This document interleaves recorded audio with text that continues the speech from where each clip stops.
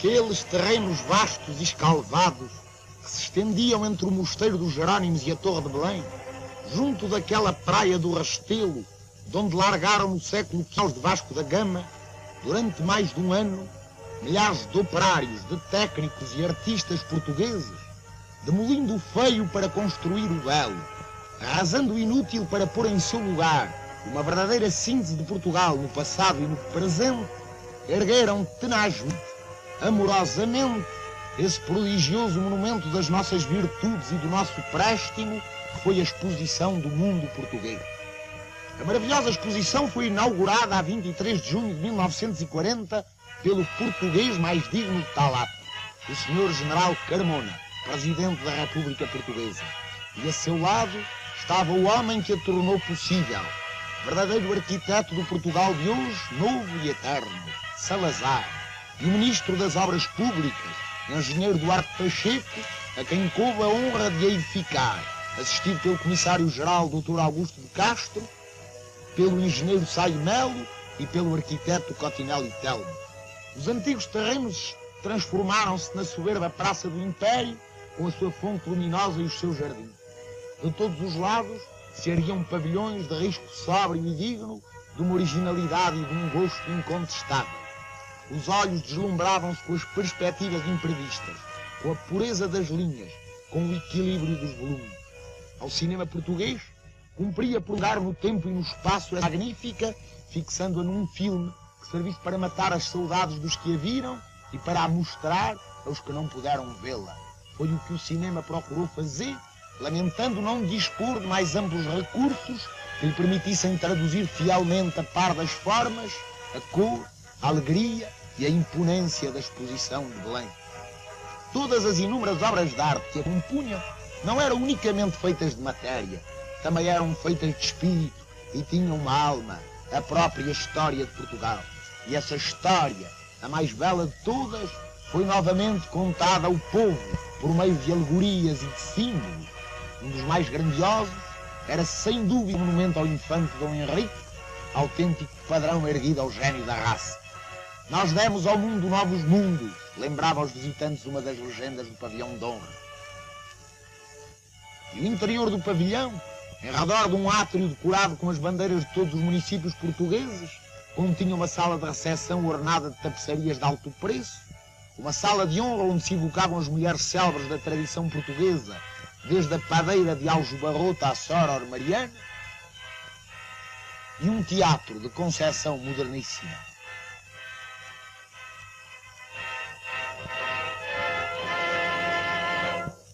Ao lado do pavilhão de honra e fazendo corpo com ele, para melhor honrar e destacar a capital do Império, erguia à sua alta torre o pavilhão de Lisboa. Um dos seus mais belos aspectos exteriores é o pátio, em que um baixo relevo estilizava a arquitetura em presépio da cidade rainha do Ocidente. O átrio do pavilhão de Lisboa foi consagrado a São Vicente, patrono da capital, em cujas armas figuram os dois corvos heráldicos do santo.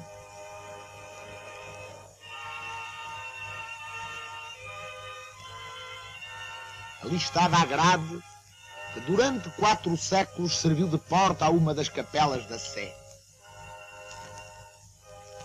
Um cofre guardava o foral de Lisboa, otorgado em 1179 por Dom Afonso Henriques.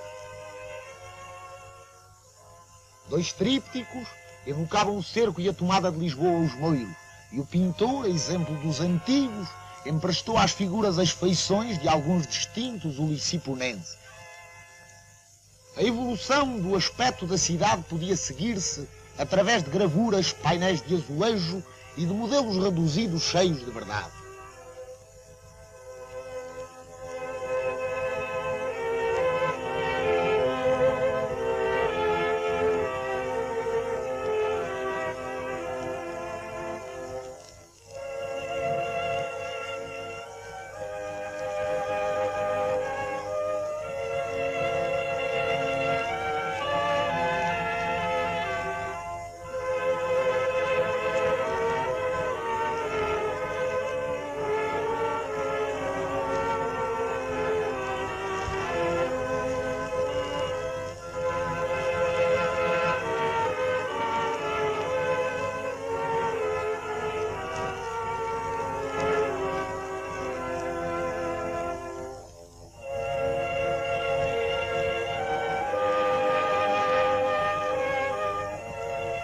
mas não se evocava apenas a Lisboa do passado e a do presente.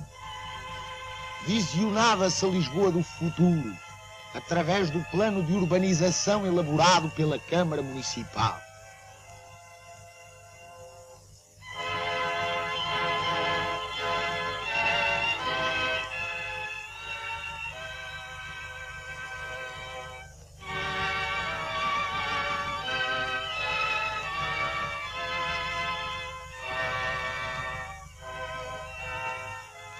E as obras já feitas, que ali se documentavam, garantiam que tal plano não ficará apenas em projetos vagos.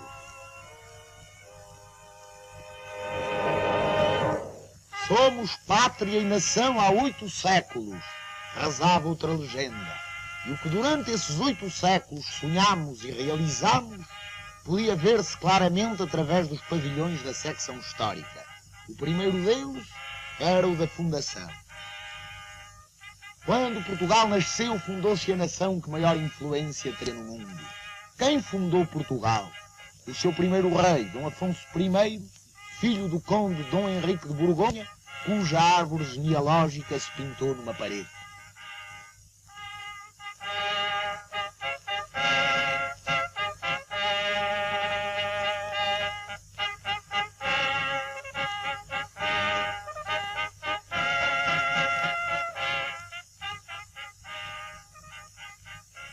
Um busto que se supõe do século XII.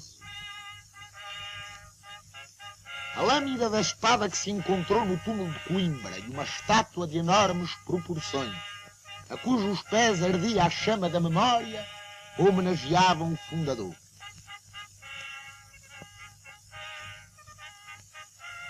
Na galeria, as estátuas de 2 grandes auxiliares de Dom Afonso Henriques, do Alvim Paz e o arcebispo de Braga, Dom João Peculiar.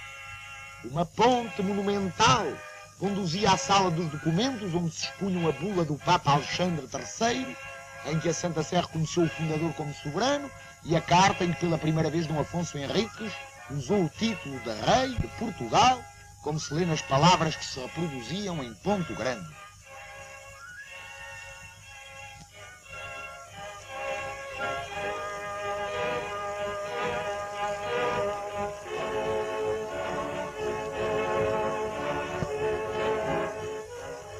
Ao centro da sala dos castelos estava o modelo do castelo de Guimarães.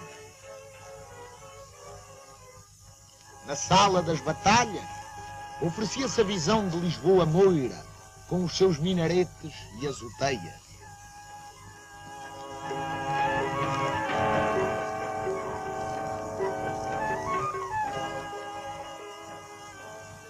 Evocava-se São Tiago, inimigo de Mafoma, e exaltava-se um dos mais altos feitos da tomada de Lisboa, a morte de Martim Muniz na porta do Castelo de São Jorge.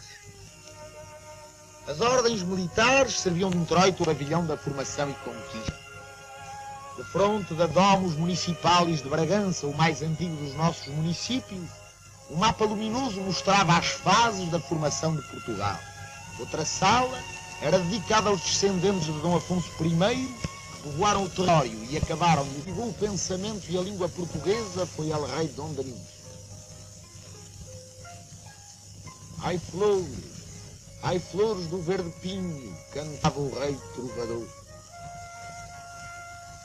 E fundou a Universidade de Lisboa, uma das mais antigas da Europa, em 1290, e deu o primeiro impulso sério à agricultura do reino, pelo que mereceu o cognome de Rei Lavrador. E à marinha, plantando o pinhal de Leiria, foi, como diz o poeta, o semeador de naus à vez. Sua mulher foi a Rainha Santa Isabel, cujo túmulo em Santa Clara de Coimbra ali se reproduziu, e um baixo relevo evocava os milagres da sua caridade. Rainha Santa de um país cristão, porque Portugal foi sempre cristão. A Batalha de Alado lembrava-se na sala dos últimos reis da dinastia de Borgonha, Dom Afonso IV, Dom Pedro e Dom Fernando, bem como a aliança luso-britânica de 1353.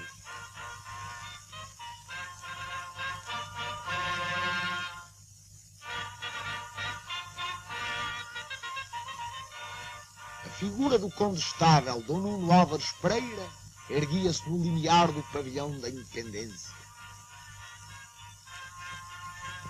As pinturas murais da sala de Dom João I reproduziam o seu casamento com Dona Filipa de Lencastre. O grande legislador João das Regras e São Jorge, patrono do reino. Uma estátua do rei de boa memória tinha aos pés o seu elmo de combate.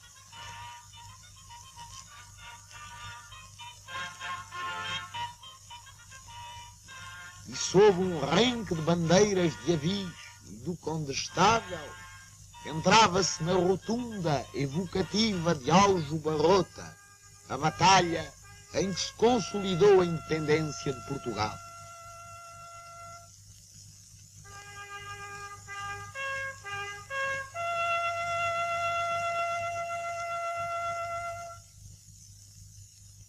Uma cripta imponente abrigava as cópias dos túmulos do mestre de Davis e de Dona Filipa de Lencastre, cujas estátuas jacentes mantêm através dos séculos a mesma atitude que tiveram na vida, de mãos dadas. Antes dos descobrimentos portugueses do século XV, imaginava-se o mundo de uma forma fantasista e supunha-se o mar povoado de monstros, inviolável. Quem passar o cabo não, ou voltará ou não, dizia o povo. Mas os marinheiros portugueses, afrontando todos os perigos e sem temer nenhum mistério que não fosse divino, passaram além do mar nas suas frágeis naus e caravelas. À ínclita geração de altos infantes, filhos de Dom João I, coube o descobrimento das terras ignoradas. E foram desvendando novas ilhas e novos continentes, guiados pelos astros e com o favor dos astros. Evocava-se no pavilhão dos descobrimentos a escola de Sagres, os diversos tipos de navios usados naquelas antigas e aventurosas viagens, os nomes e os retratos dos descobridores.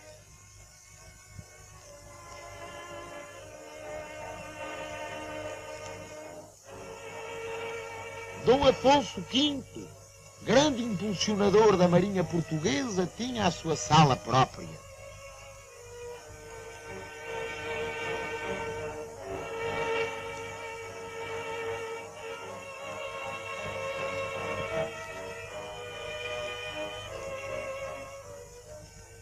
E havia a sala de Dom João II, o príncipe prefeito, em cujo reinado se celebrou o Tratado de Tordesilhas. E evocavam-se a viagem de Diogo Cão na costa e no interior da África e as de Bartolomeu Dias, o primeiro que dobrou o Cabo das Tormentas e Pedro da Covilhã.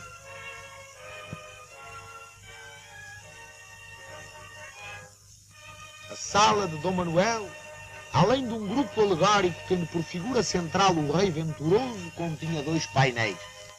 Lisboa, o grande entreposto do comércio mundial no século XVI,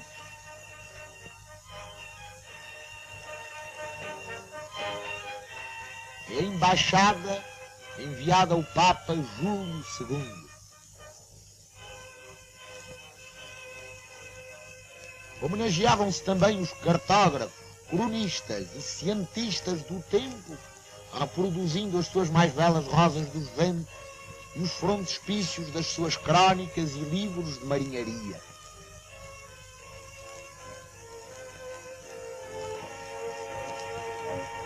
Os portugueses haviam atingido pelo seu esforço heroico apogeu, senhores das terras sim, senhores dos oceanos, e depois de evocar Fernão de Magalhães, primeiro navegador que deu a volta ao mundo, glorificava-se Camões e a sua epopeia eterna, os Lusíadas.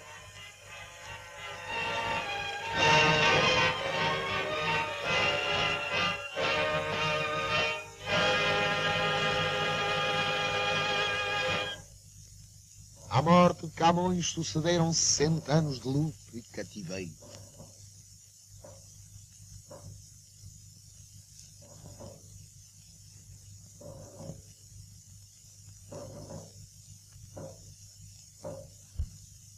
Mas em 1640, a independência que o prior do Crato procurara em vão defender na Batalha de Alcântara recuperou-se graças ao esforço de portugueses de lei, de que Dona Filipa de Vilhena é o exemplo magnífico. Os conjurados de 1640 triunfaram em toda a linha, do norte ao sul de Portugal, e proclamaram rei o Duque de Bragança.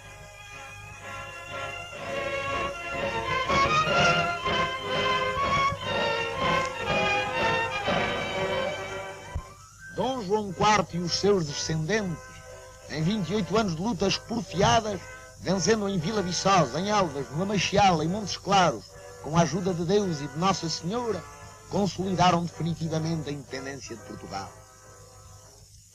Mas século e meio depois, nova ameaça pesaria sobre nós, as invasões francesas, e novamente o invasor era derrotado e expulso nas linhas de Torres Vedras.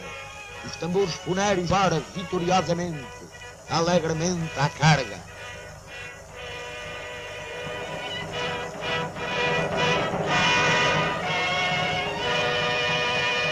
Mais uma vez, portugueses sabiam salvar a sua pátria, essa ditosa pátria, nossa amada, que esta magnífica estátua simbolizava na Praça do Império. Erguia-se ela diante do pavilhão dos portugueses no mundo, onde se condensou numa síntese perfeita toda a nossa ação exterior no tempo e no espaço. Na sala da Europa Política mostrava-se a árvore genealógica dos chefes das nações católicas europeias descendentes de Dom Afonso Henrique.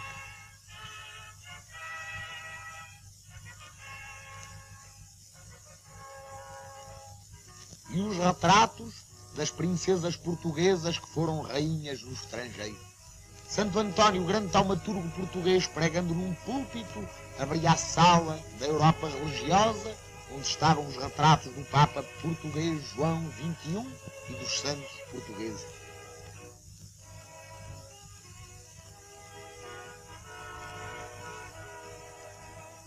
Na sala da Europa militar, recordavam-se as intervenções dos soldados portugueses nas guerras e pelejas estrangeiras, desde o século XII ao século XX, sem esquecer o famoso torneio dos 12 de Inglaterra.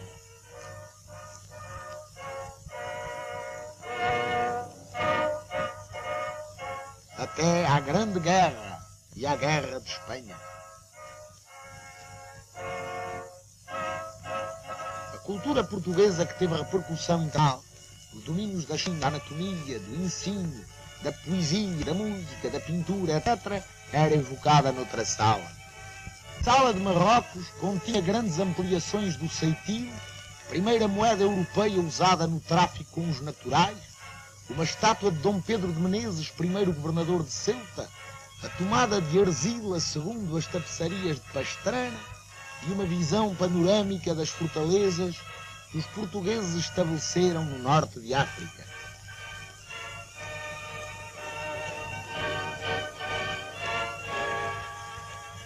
Confinava com ela a sala da fé e dos sacrifícios feitos em Marrocos, com a figura de Dom Sebastião cavalgando na sua louca, mas maravilhosa aventura de Alcácer Quibir, a imagem de Santa Maria da África, que o infante Dom Henrique mandou para Ceuta, e a estátua de Dom Fernando, o infante santo, que morreu prisioneiro em Fez, para que Ceuta se não perdesse. A sala da costa mediterrânica lembrava o auxílio dos portugueses em Urã, os grãos mestres da Ordem de Malta. Vinha andar em busca do reino do Prestes, onde dedicou-se uma sala. À Índia houve uma das mais imponentes. Uma cruz cristã sobrepunha-se a um enorme baixo relevo doido da Trimurti do Templo do Elefante. E nas paredes alinhavam-se as figuras de todos os grandes da Índia. Os Cotinhos, os Ataídos, os Noronhas, os Mascarenhas, os Menezes. Ao centro, os vice-reis encimados pelos quatro maiores: Dom Francisco de Almeida, Dom Vasco da Gama, Dom Afonso de Albuquerque e Dom João de Castro. Em torno do dragão simbólico do Celeste Império, na sala da China, viam-se pinturas à maneira das que ornam a porcelana, tendo por motivos principais a deusa chinesa da misericórdia inspirada em Nossa Senhora e o evangelizador São Francisco Xavier. Na sala do Japão, as paredes tinham a forma de um biombo, onde as figuras descreviam a influência cultural e religiosa dos portugueses no Império do Sol Nascente. E nela avultava uma imagem japonesa da Virgem Santa Maria.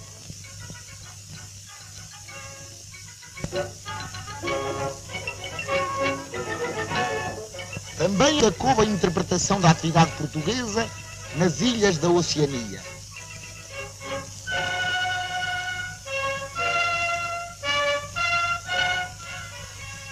Na Sala das Américas, a ação dos portugueses no novo continente era dada por pitorescos tótems, por um grande livro com os nomes dos nossos exploradores, por uma síntese da história do Brasil colonial até Dom João VI.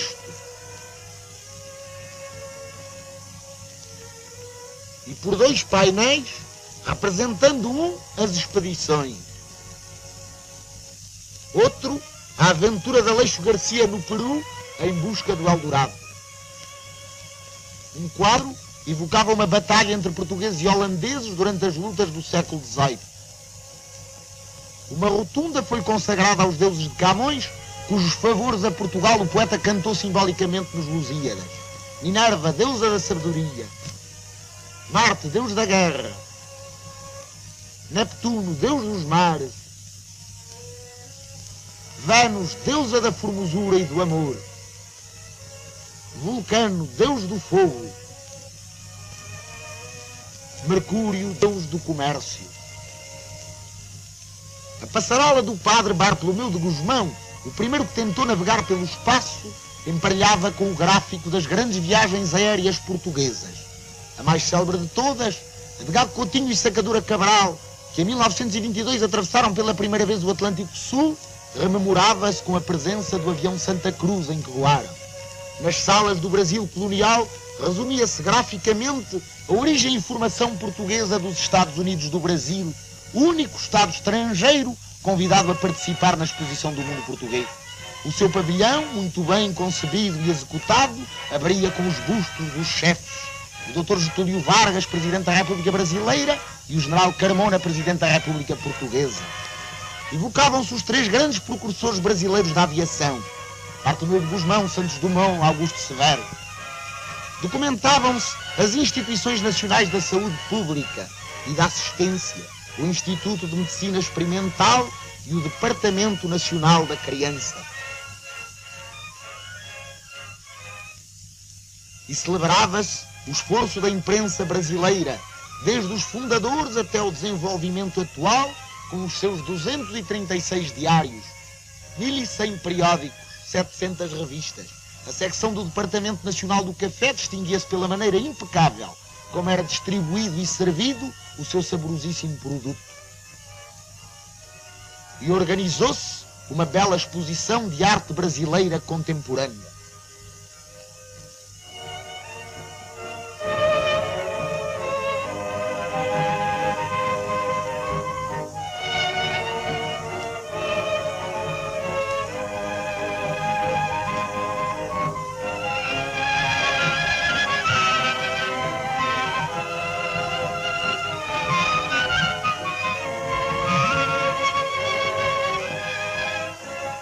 Também se expunham alguns soberbos exemplares de pedras preciosas oriundas do subsolo riquíssimo do Brasil.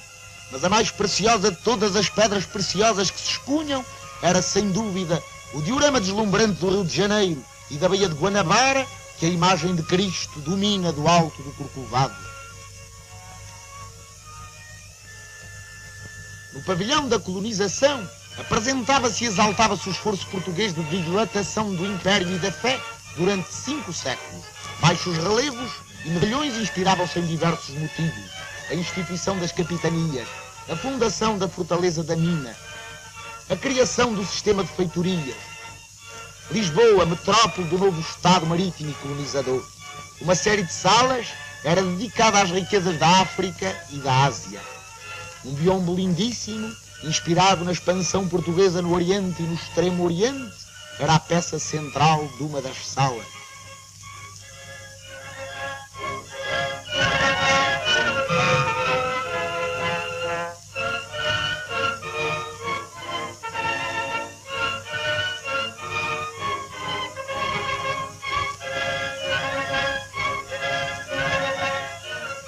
reproduzia a tapeçaria de Viana da Áustria com a entrada de pau de Dom João de Castro em Goa em 1547.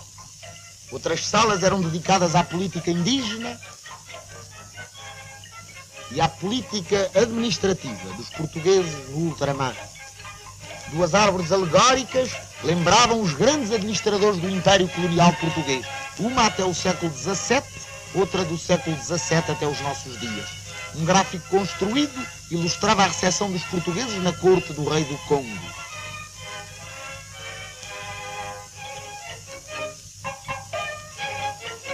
Outro, o famoso episódio do Moata Kazembo.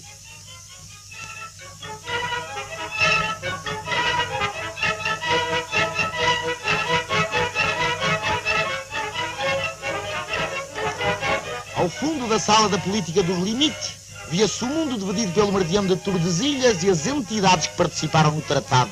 O Papa Alexandre VI, os reis católicos, Dom João II e Duarte Pacheco Pereira. Evocavam-se as lutas militares, as guerras angolanas do século XVII, o combate de Chaimite e os demais combates da ocupação no século XIX. O panorama atual da ação colonial portuguesa era dado por gráficos mostrando a construção de estradas e feitorias, o ensino, as missões, os serviços sanitários, os transportes terrestres, marítimos e aéreos, as vias de comunicação e transmissão, tudo o que tem alcançado o prodigioso incremento depois do Estado Novo.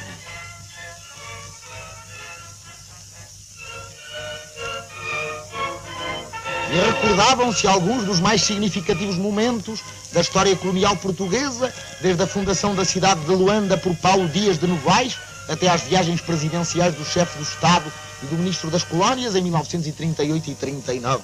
3 vitrais, ação missionária, Ordem de Cristo. Ao serviço de Deus, figuravam no transepto da Capela da Fé. Ao centro da nave, venerava-se o beato João de Brito, agora canonizado pelo Papa Pio XII. E a mesma fé, e a mesma cruz que guiou os portugueses de 400, conserva-se lídima em todo o território onde flutua a bandeira portuguesa, como bem o mostrava a Igreja das Missões, erguida no centro colonial da exposição, e onde todos os dias os indígenas vindos propositadamente dos 4 cantos do Império ouviam missa.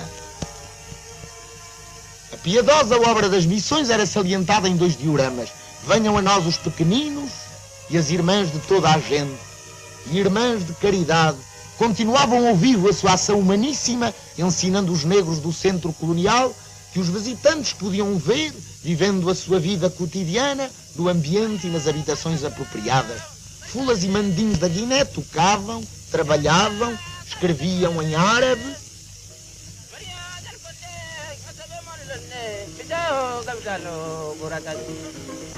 e dançavam os seus animados batuques.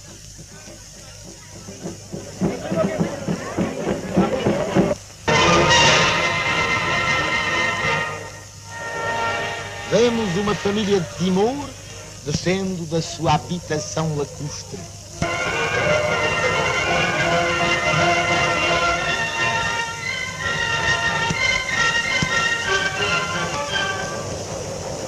A uma rua típica de Macau, com as suas lojas e o seu pitoresco.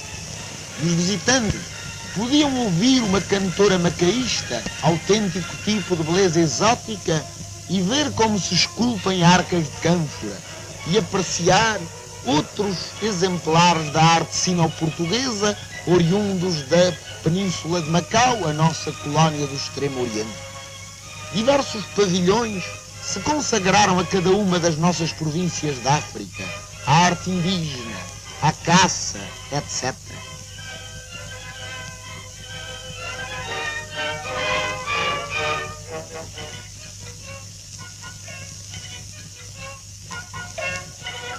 Podiam desfrutar-se aspectos da Índia, e todo um palácio se transformou em museu das matérias-primas produzidas pelas nossas vastas colónias ultramarinas.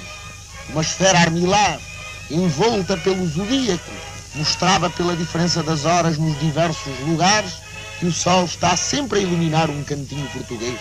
E o monumento celebrava os 5 séculos de colonização portuguesa em 8 séculos de história. De noite, a exposição iluminada oferecia aspectos surpreendentes.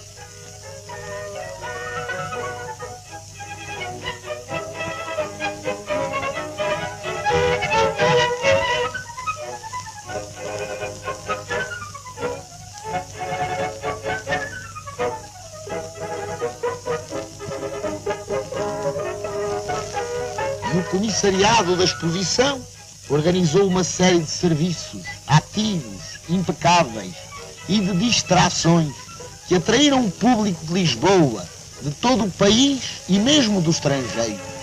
Enquanto o resto da Europa se debatia numa guerra incruenta, a festa jubilar de Portugal oferecia a todo o mundo o exemplo da nossa disciplina e da paz que soubemos merecer.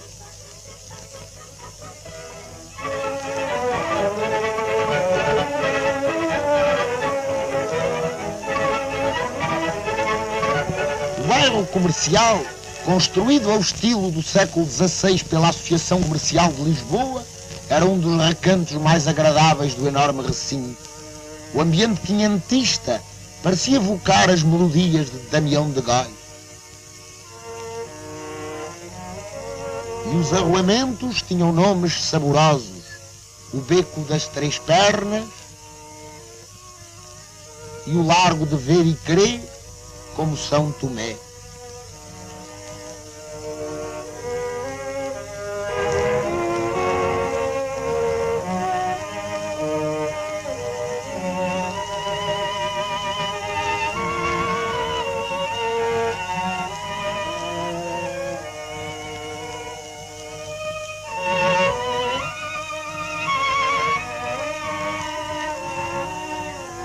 A Santo António, tão venerado pelos lisboetas, se consagrou uma casa com o seu nome.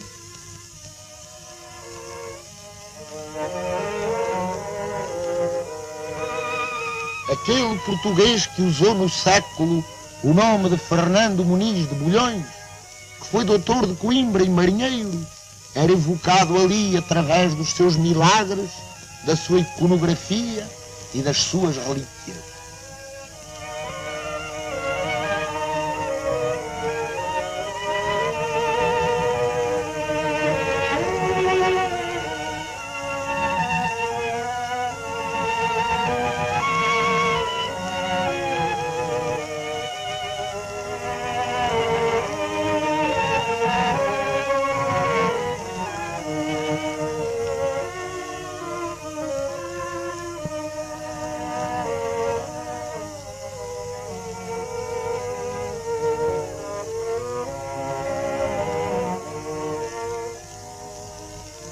A Espanha enviou expressamente à exposição as relíquias do nosso passado que guarda em seu poder e que se expuseram nos Jerónimos.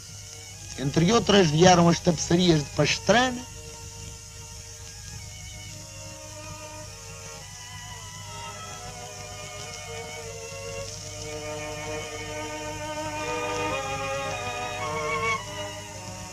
a estátua de bronze da Imperatriz Isabel de Portugal, mulher de Carlos V,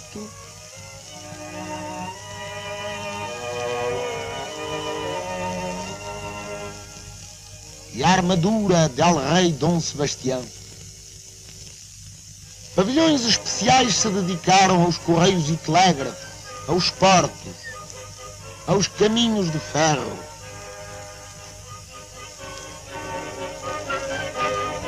E chegamos ao centro regional, a grande revelação de Belém, pois veio demonstrar que o povo português, a gente humilde das aldeias, conserva um potencial artístico notável, inspirado nas mais puras fontes da tradição. A arquitetura exterior, mantendo as linhas tradicionais, apresentava soluções renovadoras. O plano e organização do centro regional devem-se a António Ferro, diretor do Secretariado da Propaganda Nacional.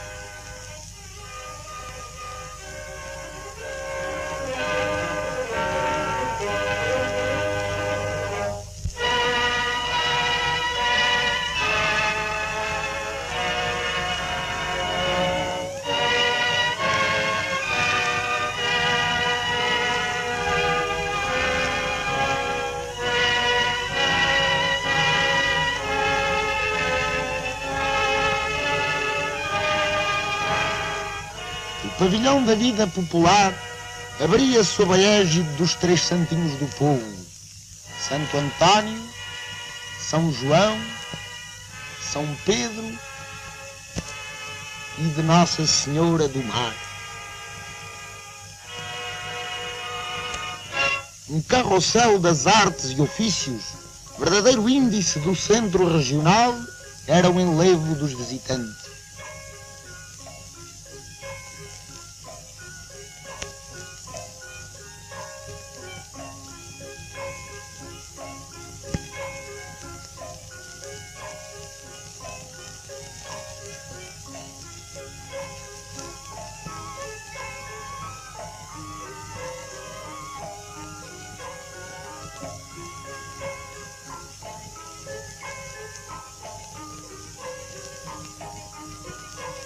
E nas paredes da sala do prólogo inscreveram-se as mais delicadas quadras populares interpretadas pelo desenho. Alentejo não tem sombra senão a que vem do céu. Abrigue-se aqui, menina, debaixo do meu chapéu. Se aonde se mata um homem por uma cruz é preceito, tu deves trazer Maria um cemitério no peito. E podia ver-se o trabalho paciente e dado dos artistas da filigrana, processo originalíssimo de fabricar as joias mais portuguesas.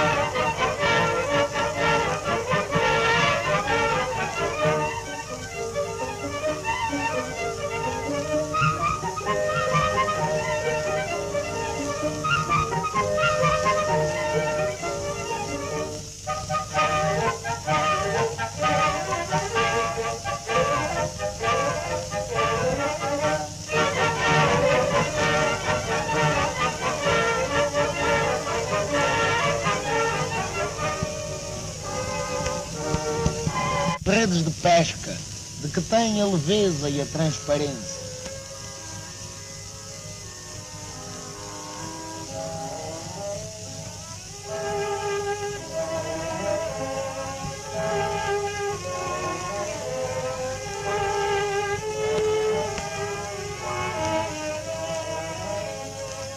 No pavilhão da terra e do mar, mostravam-se os modelos dos barcos que se utilizam na nossa costa, desde o Minho ao Algarve, embarcações à vela de linhas graciosíssimas.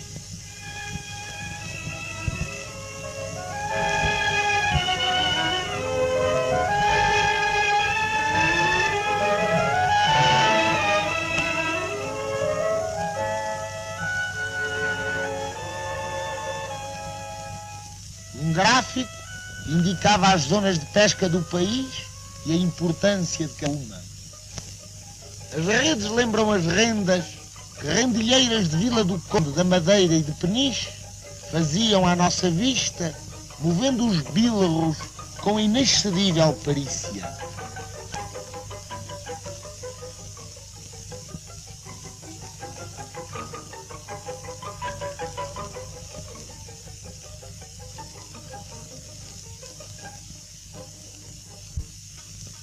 Quem não tem que fazer, faz colheres.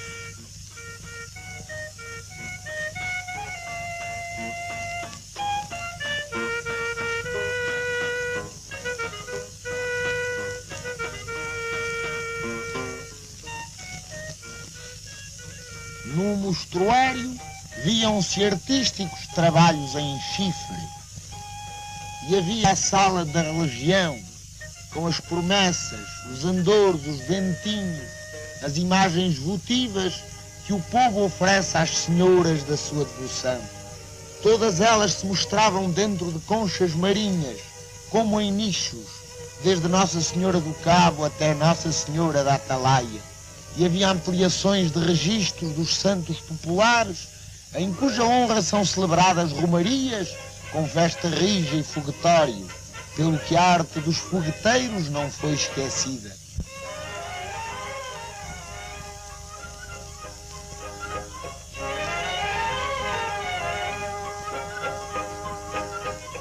O pavilhão das artes e indústrias abria com um friso de candeias, lanternas, círios e outros objetos de iluminar para uso profano e religioso.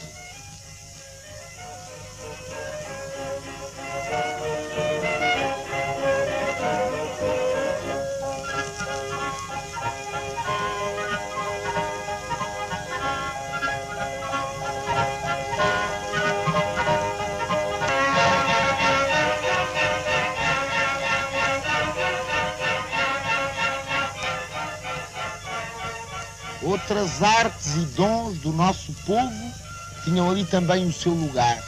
A sabedoria dos adágios, a gravura, a poesia, a peletaria, a trapologia e a arte das flores artificiais, tão vistosas e coloridas.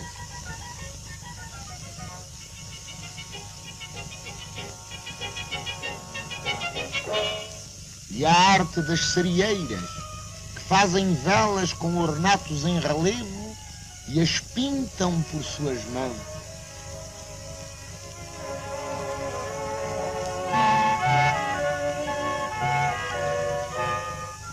Assistia-se ao fabrico dos ingênuos bonecos de barro portugueses.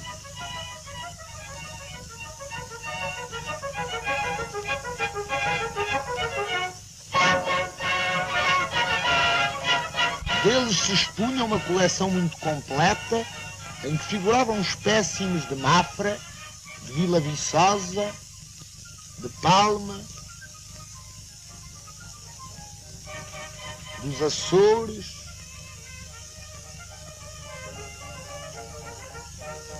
de Gaia, de Barcelos, de Estremoz e de Prado. Chapéus há muito, mas poucos são tão garridos como estes que se usam em festas e danças. As máscaras dos chocalheiros do Mogadouro punham ali uma estranha nota pagã. Víamos fabricar palitos ornamentados.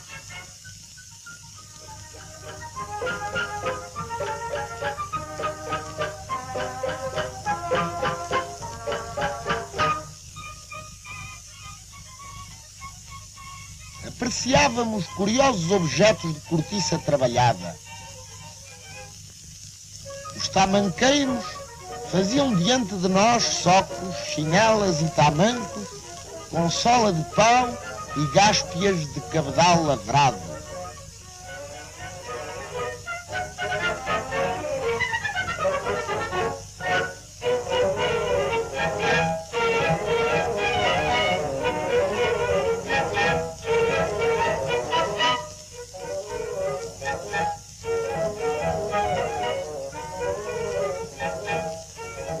Cesteiro que faz um cesto, faz um cento. Este fez centos e centos de cestos durante a exposição.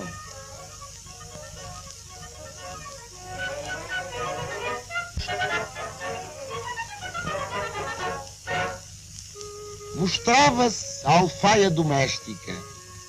Expunham-se artísticos utensílios de ferro forjado e de cobre.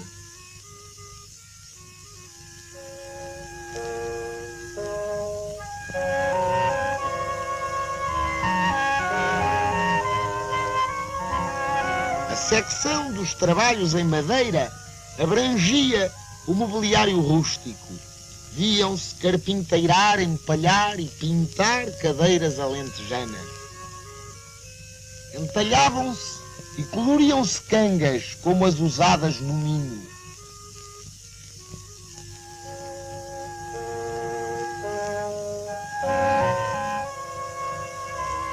A secção do turismo exibia os encantos da habitação rural, os atrativos da nossa paisagem. Ó mar alto, ó mar alto, ó mar alto sem ter fundo, mais vale andar no mar alto do que nas bocas do mundo. Uma série de embarcações dos mais variados tipos, apresentadas de um modo muito original, dentro de garrafas, como é costume velho dos marinhos, mostrava barcos moliceiros da Ria de Aveiro, rabões e rabelos do Douro, fragatas do Tejo, etc.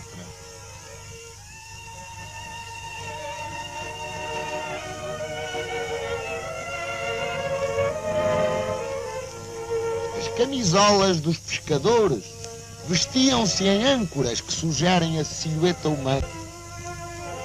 E aqueles mesmos bonecos que tanto se distinguiram nas quinzenas portuguesas de Genebra e de Londres, nas exposições internacionais de Paris e de Nova Iorque, apresentavam os trajos da gente do mar e da praia.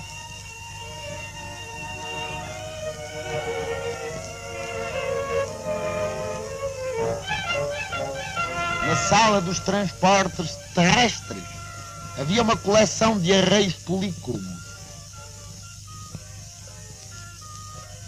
e uma coleção de veículos usados nas nossas províncias.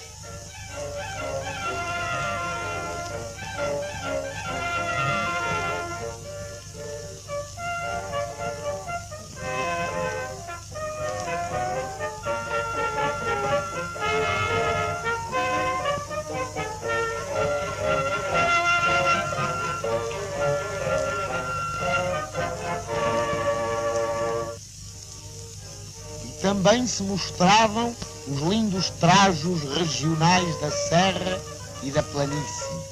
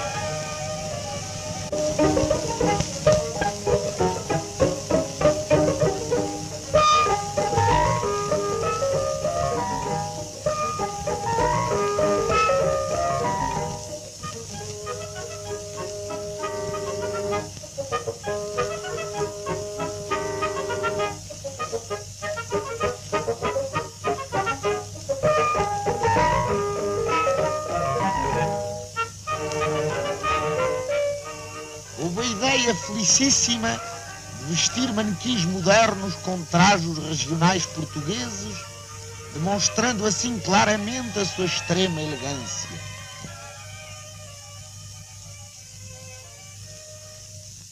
Nas salas dedicadas à tecelagem havia teares tecendo o linho, a lã e o algodão.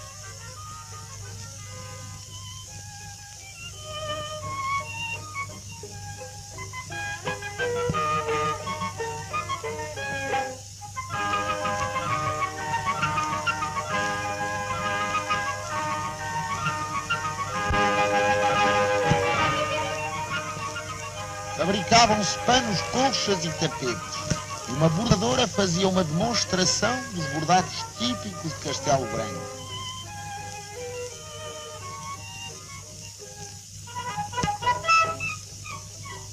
As mãos dos oleiros moldavam o barro em formas caprichosas que o forno transformava depois em graciosas bilhas, em jeitosos alguidares, em vistosos pratos.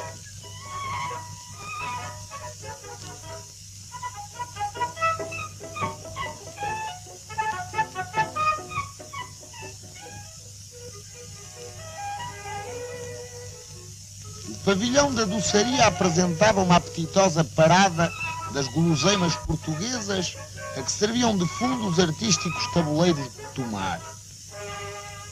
E havia uma sala de cinema onde se projetavam filmes de interesse regional, decorada com lindas pinturas a fresco.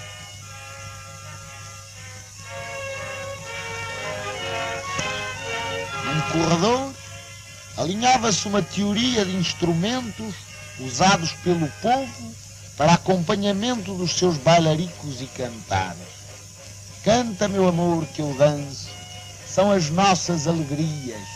Vamos cantando e dançando que esta vida são 2 dias. Eram adultos, gaitas de foles, harmónios, recos, cavaquinhos e violas, flautas e pífaros, ferrinhos, pandeiros, rabecas e cega-regas.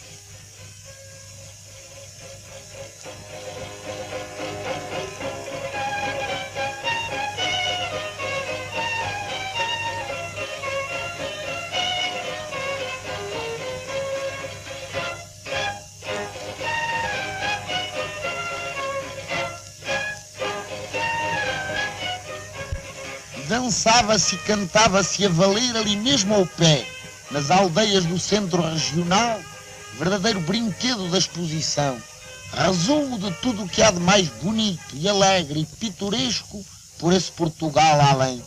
Gentes vindas do Minho, do Algarve, do Alentejo, de Trás-os-Montes e das Beiras, enchiam de vida aquelas graciosas ruas e casas tiradas pelo natural, réplica fiel das autênticas ruas e casas portuguesas. O pastor de Monsanto tocava a sua flauta pastoril ao pé de um espantalho espantapardais. Faziam-se gamelas de pinho.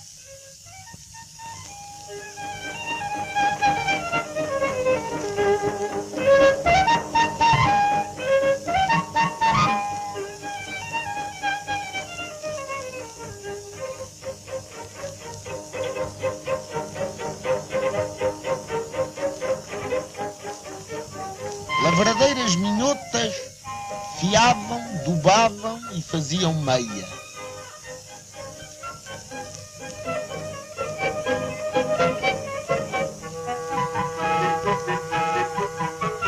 Tecedeiras teciam.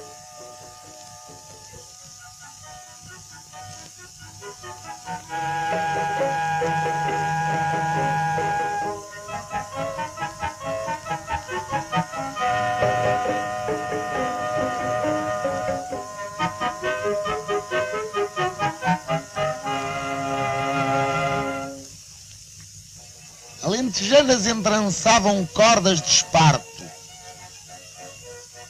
Na rua do Algarve transformava-se a agressiva piteira na macia pita.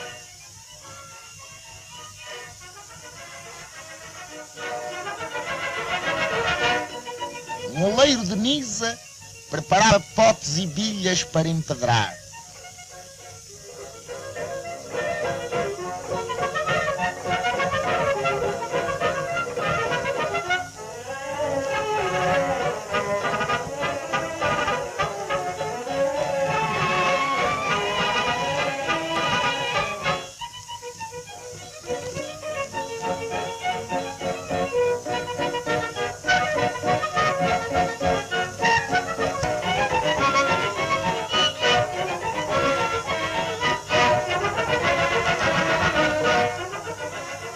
Depois de riscados e marchetados com pedrinhas brancas, os lindos empedrados faziam um vistão no campo da feira, onde todos os disputavam. Mas a louça preta de Estremoso e os barros brancos e polícromos faziam-lhes séria concorrência, e os fregueses miúdos preferiam uma cabrinha com api. Cada largo, cada rua tinha o nome de uma província, e havia estalagens, vendas, tendinhas e adegas de nomes musicais.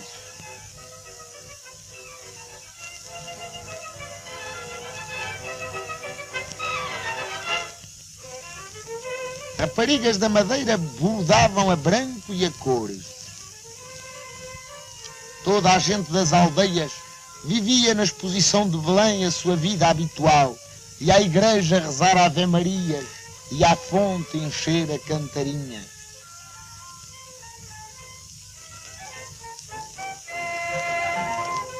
Um dos mais curiosos recantos das aldeias era a casa da noiva da Malpica.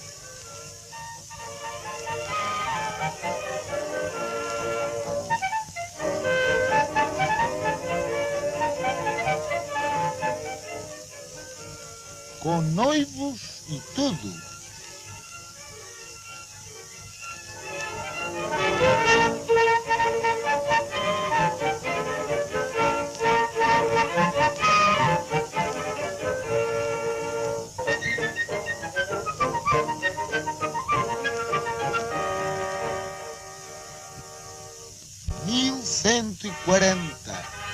...1940...